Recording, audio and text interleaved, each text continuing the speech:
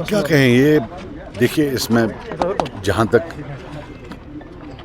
जो मौसम ख़राब होना है वो तो सरकार के हाथ में नहीं है, लेकिन सड़क ठीक करना जो है वो सरकार के हाथ में है। मुझे जो लगता है, इवन कहीं मुझे अपने आप पर भी लगता है कि आज मुझे इतना टाइम हुआ लगा यहाँ आने में, तो बहरहाल हमारे पास सरकार है नहीं, तो मुझे समझ नहीं आ रहा है कि जो चुनी हुई सरकार है, अगर वो सब इकट्ठे होकर जो इधर उधर फिर रहे हैं सिर्फ सड़क के पीछे लगते, वन में कर देते, कुछ कर लेते।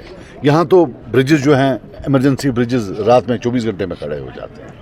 मुझे समझ नहीं आ रही है वो क्यों ये कर रहे हैं, क्योंकि ये हंदवाड़ा का हाल है, यही सोपोर का हाल है, पुलवामा का हाल है, शोपियान का हाल है, जो बड़ी मंडियाँ हैं। और ये एक वो ज़रिया था रोज़गार का, रिज़्क़ का, जिसमें हमें सरकार की ज़रूरत नहीं थी, जिसमें हमें किसी की ज़रूरत नहीं थी, किसी की सिफारिश की ज़रूरत नहीं थी, एमएलए की सिफारिश की ज़रूरत नहीं थी।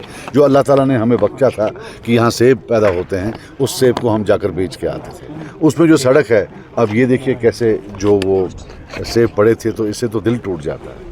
मेरी अपील होगी सरकार को कि खुदा का वास्ता, अल्लाह का वास्ता, ये जो इधर उधर फिरना बंद करें, जाके वहाँ बैठे, जो ये नेशनल हाईवे है उधर कैंप करें, और उधर पहले ये जो ये कार्गो है, जो प्रेशस कार्गो, किसी तरीके से इसको निकाले, जो जिसकी शेल्फ लाइफ ज़्यादा नहीं है। देखो मैं आपको बात बता दूं कि इसमें जो ऑलरेडी जो कश्मीर की जो माशियत है वो ऑलरेडी शॉक में है, ऑलरेडी मार्केट नहीं है, मार्केट में पैसा नहीं है। ये तो अब कंबर तोड़ने वाली बात है। पहले टूरिज़्म का हुआ, फिर उसके बाद अब ये दूसरा शॉक हुआ, तो कितना एक इकॉनमी जो है, एक माशियत पर आप कितना शॉक वो जो है एब्जॉर्ब कर सकती है। लेकिन ये 20% जो है कुदरती है, नेचुरल डिज़ास्टर है, 80% जो है वो ये मैन मेड है, हमारी नाकाबिलियत की वजह से है। सजाद साहब, उमर अब्दुल्ला की तरफ से भी स्टेटमेंट आया है कि नेशनल हाईवे जो है वो गवर्नमेंट ऑफ इंडिया के अंडर आता है। उन्होंने ये भी डायरेक्ट किया है कि उसने ये भी बोला है कि अगर वो उनसे ठीक नहीं हो रहा है कि वो हमें दे दे, तो उसको तुरंत ठीक करेंगे, उस स्टेटमेंट में पैसे देते हैं। देखिए मुझे नहीं पता वो किसके अंडर आता है, लेकिन एक चीज़ ये है कि बता दूँ, ठीक है उनके पास आता है तो जाओ, दिल्ली जाओ, वहाँ सरफेस ट्रांसपोर्ट मिनिस्ट्री के पास बैठो, वहाँ जाओ, बैठो वहाँ। कोची क्या करने जा रहे हो?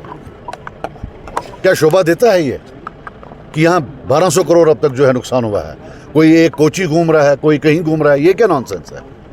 फिर उसके बाद बोल देना अब जी उनके हाथ में है। लेकिन ये है कि, और अगर मरकज़ का भी है, अगर उसका भी है, तो उनसे भी सवाल पूछें। लेकिन at the end of the day यहाँ एक चुनी हुई सरकार है, एक चुनी हुई सरकार है। मुझे आप ये बताओ कि ये जो चुनी हुई सरकार है, जब इनको ये जो हमने भीख मांगकर मेडिकल कॉलेज लाया था, उसमें रोड़े अटकाने होते हैं, तब तो इनके पास सारी ताकत होती है।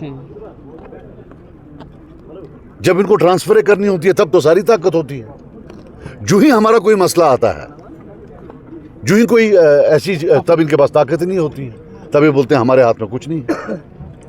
आखिरकार क्या रोक रहा है उनको? क्या कर रहा है उनका जो वो मंत्री है, वो जो जम्मू वाला है, वो क्या है, रोड का मंत्री है, क्या कर रहा है यहाँ? वो दिन भर बयान देता रहता है, जाए बैठे वहाँ। जो यहाँ हॉर्टिकल्चर का मंत्री है, वो तो बड़ा ताक है इसमें ट्रांसफ़र कराने में, लोगों को दूर दूर ट्रांसफ़र कराता है, यहाँ क्यों आ चुप करके बैठा है? ये मैं नहीं मानने वाला हूँ। ये बिल्कुल 100, अगर मरकज़ तक भी है तो जाइए वहाँ, उनको एक्सपोज कीजिए। आप 20 दिन के बाद बोल रहे हैं, जब 1200 करोड़ का नुकसान हुआ, उसके बाद बोल रहे हैं ये तो उनके हाथ में, मेरे हाथ में नहीं है।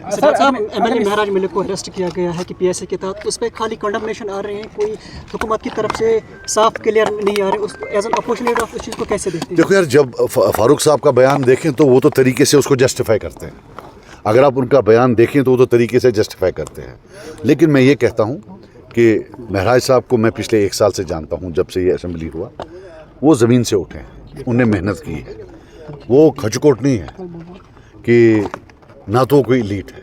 उसके साथ जो बर्ताव असेंबली में हुआ वो भी अच्छा नहीं था।